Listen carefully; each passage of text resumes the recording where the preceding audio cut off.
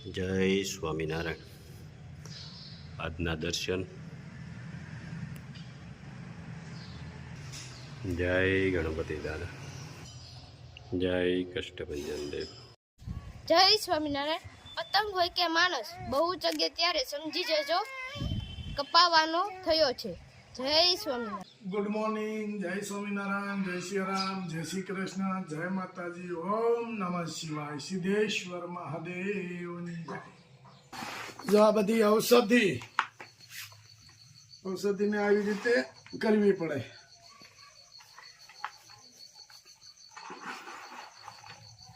આમાં કાંટા વાળી ઔષધિ આવે, હાથમાં ધ્યાન રાખવું પડે, નકર ઇન્જેક્શન દેવાતા જાય પછી થાય.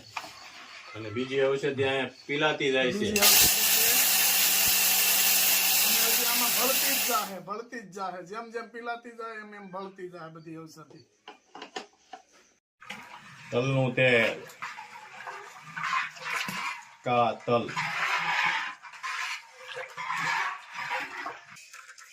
લીલી ઔષધિ, લીમડો, કડવો, મીઠો, મહેંદી,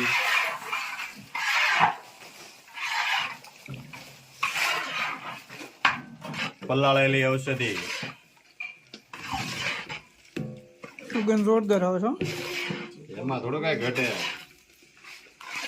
વસ્તુ ઓરિજિનલ વાપરવી છે આપણે. બધાને આ બતાવવાનું હોય, રિયલ જે હાલતું હોય ઈ. આ ઓરિજિનલ કાળા તલનું તેલ અને દેશી ગાણીમાં ફિલ્ટર વગરનું હોય ને તો જ આ પીણ્યા વળે, નકર ન વળે. આ ઔષધિ બધી પાકી ગઈ છે. ફૂલ તૈયારી છે હવે બનવાની. અને આપણે પૂરેપૂરું પકવવાનું છે, પછી જ આપણે બંધ કરવાનું છે.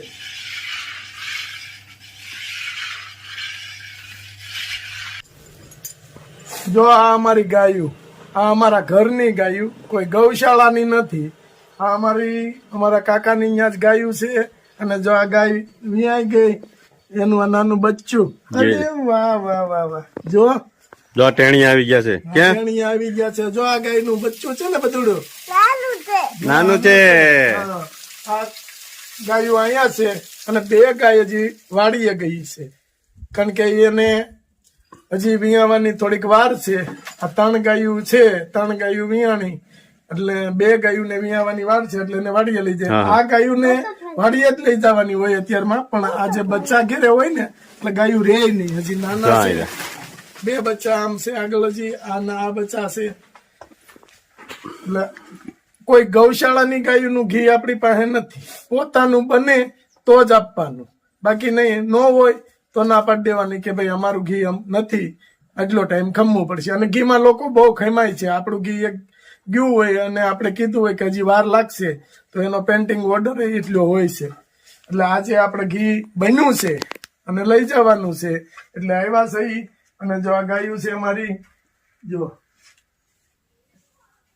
ગાયું હેવાય હોય એ થોડી થાય ઘરની ગાયું. અને બીજી ગૌશાળાની ગાયું હોય પાસે જાય ને તો આમ ભડકી જાય કે આગળ મને લઈ જાય. અને ગાયુંને હાચવવી એટલે આવી રીતનો આ શિયાળ બનાવ્યો માત્રામાં ઢગલા કરી દીધા છે. હા. અને આ સિંગ, જો આ અમારે કાકાનું ઘર છે અને અમારી જ ગાયુંનું ઘી છે. જે બે હા મસ્ત.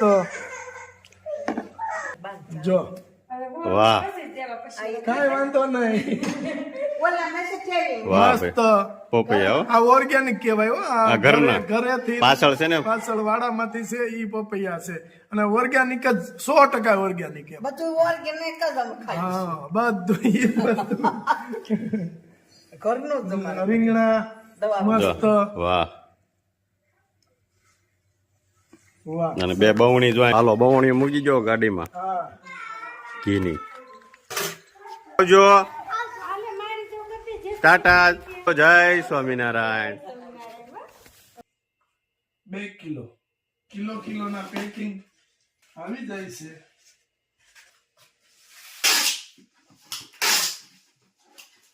પછી આપણે પાર્સલ પૂરા થાય એટલે જવાનું છે ધારી.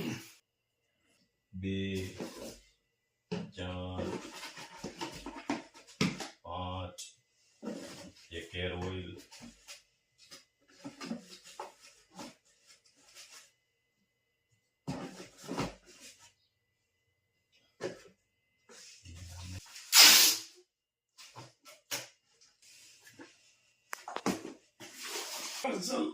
થપ્પો લાગી ગયો છે હજી છે હજી છે ભાવ કરી છે મેં કીધું મુંબઈના છે એ હેર ઓઇલ એક શેમ્પુ.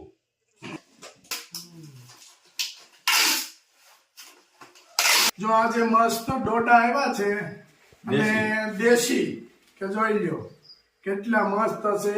અને આ આપણે વાડીના કે કાકાની વાડીએ ગયા હતા એને ત્યાંથી લાવ્યા છે ઈ. અને આ ડોડા છે ને ઈ કઈ રીતના છે, ગાય આધારિત ખેતી વાળા મસ્ત લીલી મકાઈ લાવ્યા છે ઈ. સાંજે લીલી મકાઈનો પ્રોગ્રામ કરવો છે અને અરુણભાઈ ને બોલાવવાના છે અને આજે ડોડાનો જમાવટ કરવી છે, સગડી ઉપર શેકવાના પઠ્ઠે શેકવાના. ભઠ્ઠે શેકાય ને એવો ડોડો મીઠો થાય નહીં. અને એક ખાસ એ વાત છે કે આની જે મૂછું છે એ ઔષધિ તરીકે વપરાય છે. જે લોકોને પથરી હોય એના મૂછું કાઢી લેવાની, એટલે આટલી એને આપણે ચા કેમ ઉકાળવી ભૂકી નાખી એમ આને ઉકાળી નાખવાનું. અઠવાડિયા સુધી આને નવણા કોઠે આ પાણી પીવાનું ઉકાળીને, એટલે પથરી હાવ નીકળી જાય છે, ઓગળીને ગાયબ થઈ જાય છે. આ એનો મેન આવડું આ મૂછું મૂળ ગુણ. હા, ખુદ મેં જ પ્રયોગ કરેલો છે આનો. અને મારે પથરી હાવ નીકળી ગઈ, ઓગળી. મારે 13 mm ની પથરી હતી. પછી મને એક ભાઈએ કીધું હતું કે આ ડોડાના મૂછુનો ઉપયોગ કરો, આનો ઉકાળો કરીને સવારે નવણા કોઠે પીવાનું, એટલે તમારે પથરી હાવ ગાયબ, જળમાંથી નીકળી જાય. બસ આ એક ખાસ તમને બધાને કહેવાનું હતું કે કોઈ પથરીના વિષાકરાને દુખાવા બહુ થતા હોય તો આ અક્ષીર ઇલાજ છે એની માટે. રામબાણ ઇલાજ. હા નિલેશભાઈ, હા, આ કેમ ઓલા ફૂલ ગજરા જેવું કર્યું વરરાજાને હાથમાં? આ ફૂલ ગજરો છે. હા, ફૂલનો છે ગજારો ને ગજરામાં મોતી, મારા વીરને ખબર નહોતી એની ગામડાની કોતી. વાહ નિલેશભાઈ વાહ. એ ભાઈ તું ગામડાનું શહેરનું રેવા દે છે. વાહ, આપણે સંપલાની એડિયું નીકળી ગઈ છે કઈ ઘરમાં. હાય ગયા છે હાવ તોય ભેગું નથી થતું. યેડીનું ક્યાં ગયો? હાલો લીલા જય જય સ્વામિનારાયણ. સ્વામિનારાયણ.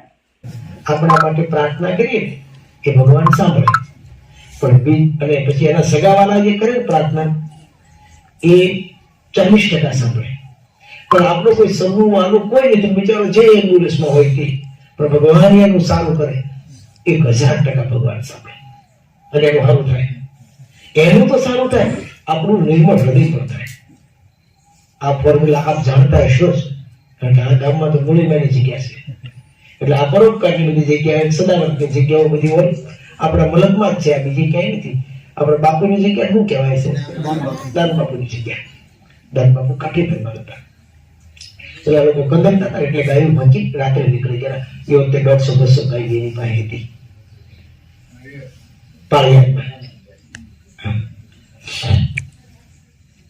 અને દાન બાપુએ પછી તો બધું કર્યું. પછી દાન બાપુના શિષ્ય ત્યાં ગીરા હતા. એટલી બધી ગાયો હોય કે માંચારો હતો. પછી ત્યાં ગીરમાં થાવે જ ન અસરતું, પણ ધાર ઉપર ગયા, રાતે તાપણા કર્યા, અવણીના ઝાડમાંથી અગ્નિ કાઢી તાપણા કર્યા. હવારમાં ગાયોના જો બધા લોકો પૂછે કે અહીંયા ગાયું અને હજી પણ ગાયું એ ક્યાં હતા કે આ ધાર ઉપર. સત સેવા આધાર એટલે સત્તાધાર નામ પડેલું છે.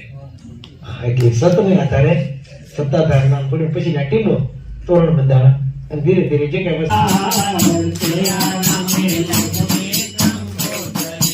રોજ રોજ